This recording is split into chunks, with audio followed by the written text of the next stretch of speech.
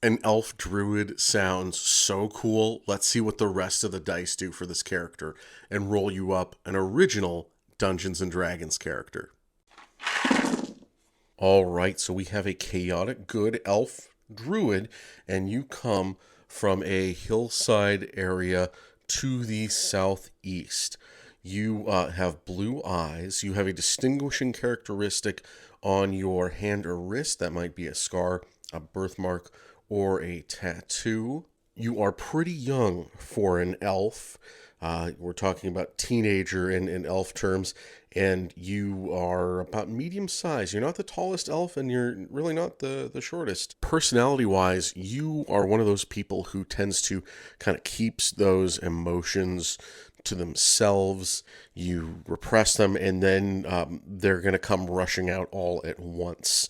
But in a tight situation, you actually tend to get on the more melancholy side.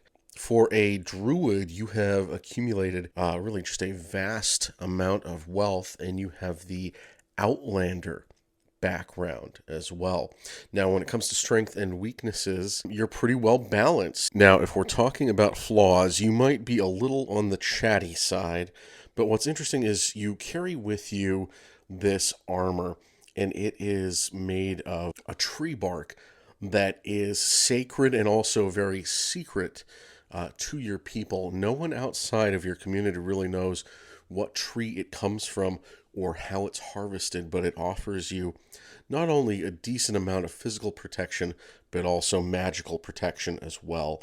And you are on a quest for status. Now, let's see what kind of stats we roll up here. All right, for you, we have a 12, an 8, a 13, a 10, a 15. Pretty well balanced. Now, let's see. We got the star. This could be either really good or really bad. An 18. Wow, I think you came out pretty darn good there. And let's get your name. And you are Carcosa Beetlebloom. Okay, Carcosa, let's see what we have here. I love what we've rolled up here. I'm super jealous of those stats.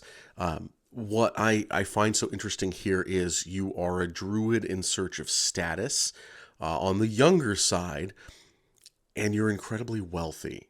And I think those are the most interesting, not necessarily conflicting pieces of information, but I think as we build this character using that and everything else, those are the factors that are really going to drive your story.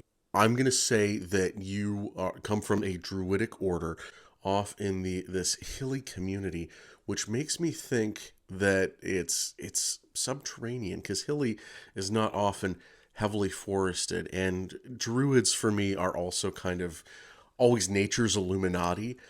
Even if they have a forward facing part of their group, there's even more secrets and information literally underground in this point. So, again, you have this hillside area. I would imagine you do have a part of your community that is accessible to outsiders.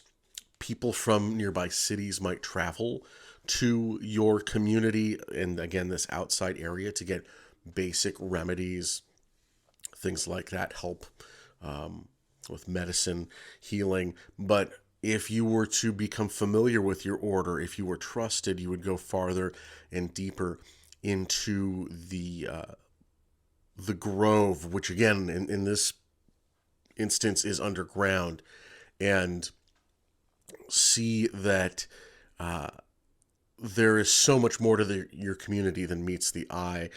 And that's the secret of your special tree bark armor, is it's not actually tree bark as much as it looks like it. It is from the roots of your most sacred tree. And there is a tradition, a time-honored tradition of selecting just the right roots that have matured enough that can have that outer layer peeled away to be turned into armor, which again have these magically protective quality that is just so revered by your people. Now, you are also an outlander. I think what's happened here is there are some people who come to you, but you are chosen by your people to leave your community periodically and travel to the other areas in the region to give aid.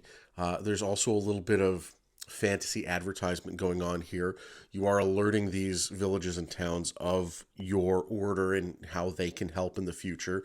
You know, come see us and we can heal your sick and your wounded, things like that. And it's also a way for you to not necessarily spy on these communities, but pick up the current events in the outside world and bring that back to your druidic order. And as you go about this job, because you are on the outside, you have accumulated quite a bit more wealth than maybe some of your peers back home because of all these interactions that you're having. Some of that money that you receive may be donations that go back to the community back home, but you do have a tendency to talk a little bit more than you should. And I think what has ended up happening is in a tavern one night during your travels, you let loose a little bit too much information. Everyone always admires this bark armor, and one night you did the unthinkable, the most taboo thing you could do in your community, and you divulged the secret of your sacred subterranean tree. And a couple of local rapscallions thought that they could sneak into your underground grove and steal some of these magic roots for themselves.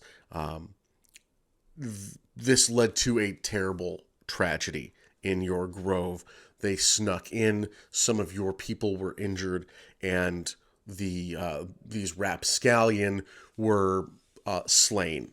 They were done away with in protecting the grove, and now some of the local communities are looking ill of you because of what you've done, and your own people want nothing to do with you. It's very traumatic. There are those that still love you, but what you've done is just beyond just easy forgiveness.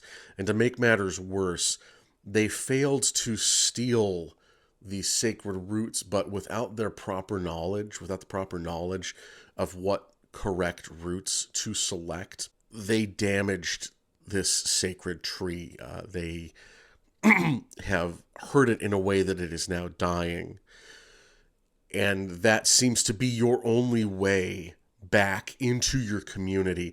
Could you find some sort of sage, some mystic who has an arcane knowledge that could heal this sacred tree?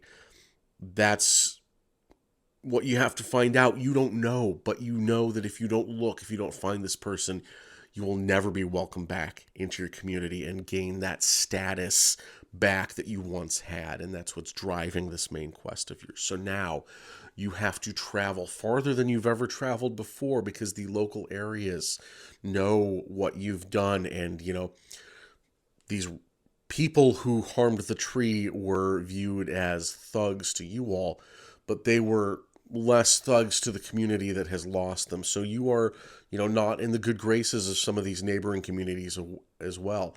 So you have to find a city far enough away where your reputation hasn't been ruined, and then you have to find some people who can help you on your quest to find this wise sage person who might be able to heal your tree, because someone with that immense type of knowledge and power, it's going to be a tough battle finding someone, and who knows what that someone will want in return to help you. So you have a lot of work to do, but I wish you the best of luck and happy role playing. Beardic inspiration, hey, hey.